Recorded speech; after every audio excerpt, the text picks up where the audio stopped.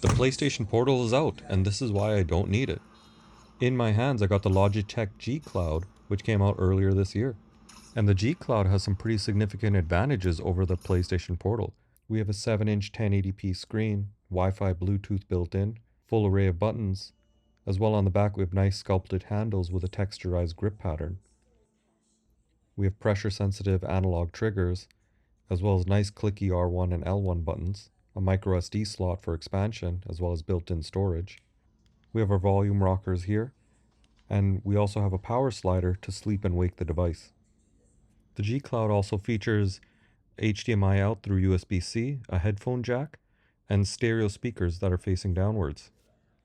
We also have full PlayStation Remote Play through the official app, or PS Play, which I'm using here, which has full support for the G Cloud controller, as well as high bitrate output.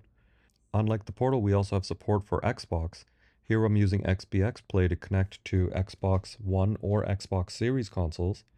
Nice benefit of this app is again high bitrate, as well as it gives us access to original Xbox titles, as well as 360 titles, and streams in 1080p to the Logitech G Cloud. The mid-sized thumbsticks have good range, have really smooth motion and are quite precise with adjustable dead zones, and feel great in first-person shooters even over remote play. The face buttons all feel fantastic, and the D-pad for me is a standout, which, while stiff when you first get it, once broken in, is amazing for 2D platformers and fighting games. Jumping into emulation, we can play all 2D consoles and most 3D consoles, including PlayStation 1, Nintendo 64, Sega Dreamcast, some GameCube titles, and some even PS2 titles. The Snapdragon 720G, while not the most high-end chip, strikes a good balance for 2D consoles and 3D gaming while still preserving maximum battery life. You can see here, PlayStation 1, 0 issues within RetroArch. We're able to go above the native resolution. And the nice thing is, the controller is auto-detected and most of the buttons map themselves to where they need to be.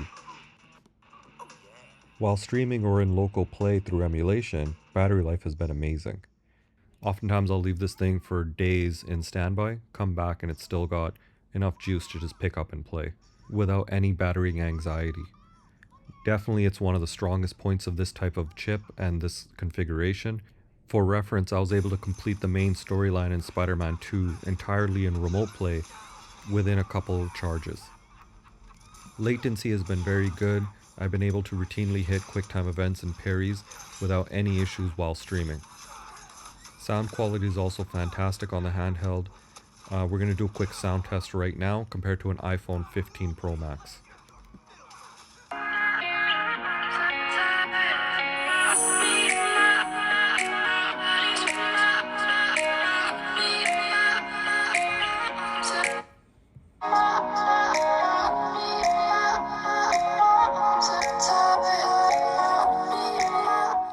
The takeaway is the G Cloud can match the iPhone in volume and clarity while providing slightly more bass.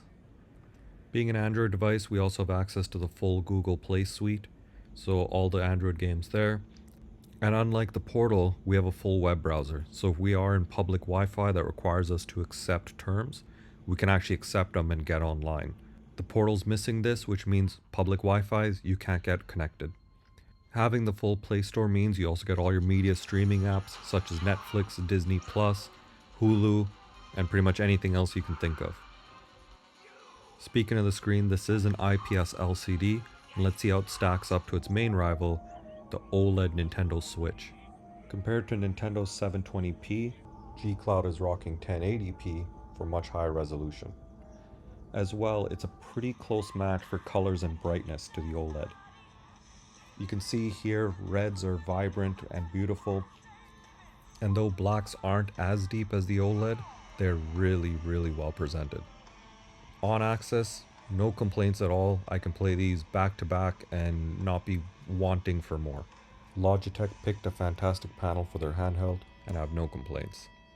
Here's a quick sound test compared to the Switch OLED.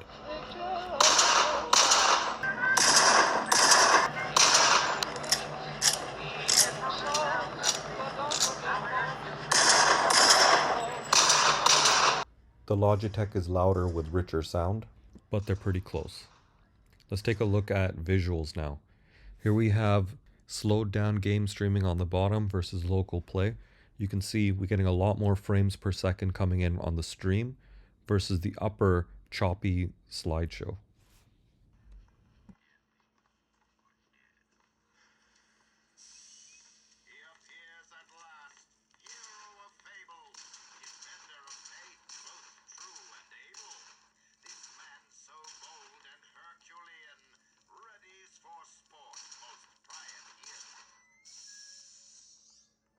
Switching over to the Logitech, we have much nicer sticks with much smoother action and more granularity.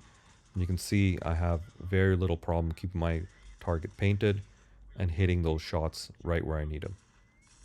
The G Cloud even streaming is a lot better than the Switch playing locally.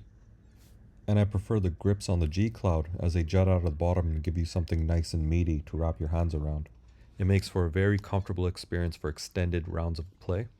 Weight are pretty similar. Switch is just under a pound, Logitech is just over a pound. And both are lighter than the PlayStation Portal. Overall, I'd say this is my favorite console for remote play and streaming, as well as, the occasional retro game. I got a pretty good library on here and I'm happy with the performance of everything on there. The combination of a 1080p, really, really high quality screen, great controls, great fantastic D-pad, analog triggers, just makes it a no-brainer. I would easily recommend it over the PlayStation Portal, and unless you're going for something really high-powered like a Steam Deck, the Logitech G Cloud strikes a really great balance between streaming, local performance, battery life, storage, and all of the above. Thanks for watching. Like, share, and subscribe. It really helps our channel grow, and I appreciate your time.